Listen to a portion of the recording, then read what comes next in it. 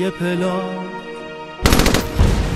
که بیرون زده از دل خاک، روی اون اسمی از یه جوون. یه پلاک از دل خاک، یه پوتین فقط مونده از یه جوون که خوابید روی نیم استخون. یه کلاه با یه عکس وصیت نامه قلب خون.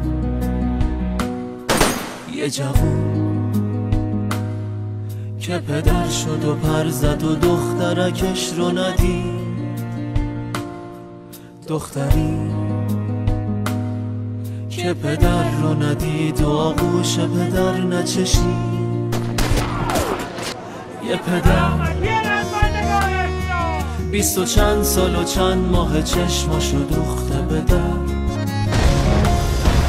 مادری منتظر واسه دیدن قامت و روی پسر.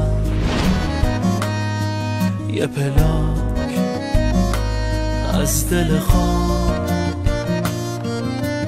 عشق یعنی یه پلاک که زده بیرون از دل خاک. عشق یعنی یه شهید با لبای تشنه سینه چاک. عشق یعنی یه جوون، یه جوون بی نام و نشون. عشق یعنی یه نماز با وضو گرفتن توی خون.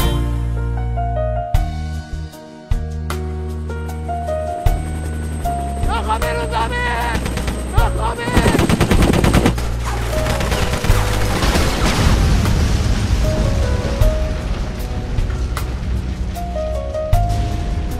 عاشقان را سر شوریده به پیکر عجب است.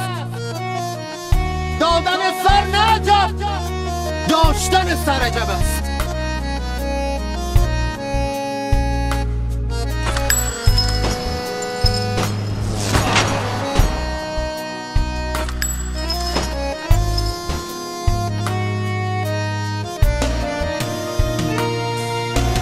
عشق یعنی انتظار تو دل یه مادر بیقرار.